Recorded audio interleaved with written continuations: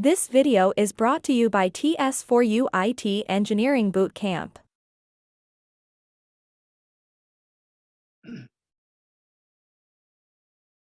What if you are waiting on something to be delivered to you and you didn't get it? So what approach will you take to escalate and expedite the process?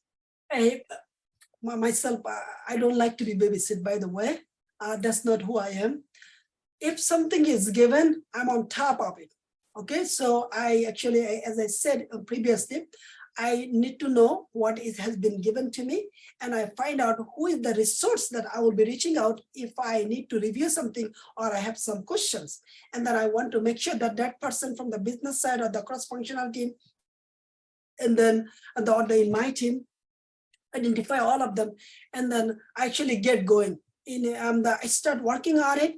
If I have any questions, I actually do my part, and then I bring this question to in the sync up call. And at the same time, I work with one-on-one who is, if someone is going to respond to me to help removing some roadblock. So basically, if something is not working, I am get going until it is done.